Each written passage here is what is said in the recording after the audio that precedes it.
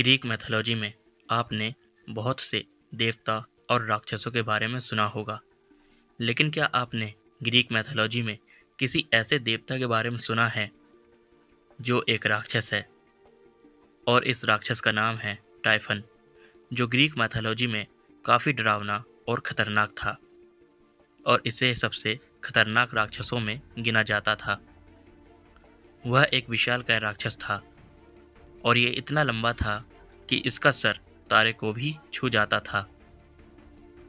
इसके दोनों हाथ इतने लंबे थे कि एक हाथ पूर्व में और दूसरा हाथ पश्चिम में फैला हुआ था और उसके पैर की जगह पर दो जुड़वा सांप थे जो उसके पैरों के शक्ल में काम किया करते थे।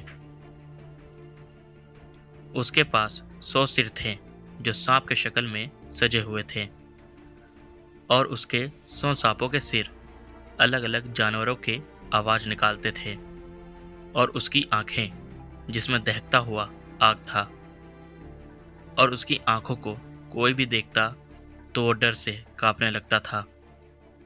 उसके शरीर पर 100 तरह के अलग अलग पंख लगे हुए थे। इसके हाथों पे भी 100 सांप थे, जैसे इसके पैरों में भी 2 जुड़वा सांप थे। जैसा कि हमने पहले बताया कि टाइफन एक राक्षस है और उसके माता पिता गाया और टार्टरस थे।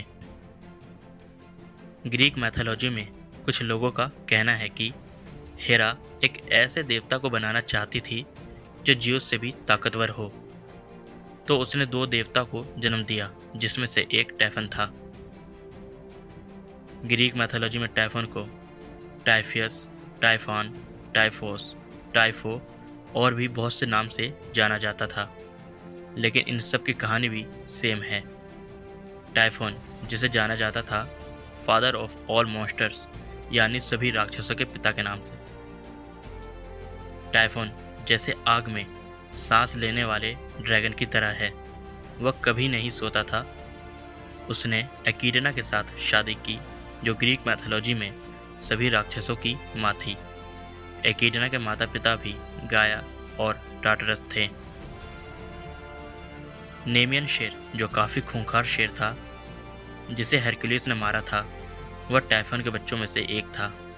3 सिर वाला कुत्ता जो पाताल लोक का रखवाली करता था, जिसका नाम सर्वेरस था, वो भी टाइफन का ही बच्चा था।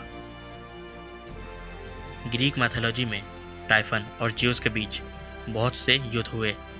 एक कहानी के अनुसार टाइफन ने पूरे शहर को तबाह कर दिया था, यहाँ तक कि उसने पहाड़ों को भी उखाड़ फेंका।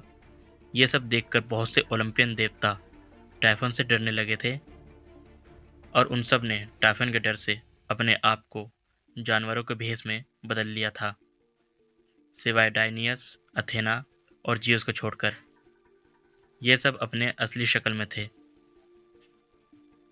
एक युद्ध के दौरान टाइफन ने जियोस को पकड़ लिया अपने पैर की मदद से, जिसमें 2 जुड़वा सांप थे। फिर टाइफन ने जियोस के नस को काट दिया। इस तरह से जियोस को एक गुफा में ले गया और वहाँ हार्मस और पान के द्वारा उसे उसका नस वापस कर दिया और फिर जियोस को उसकी ताकत वापस मिल गई।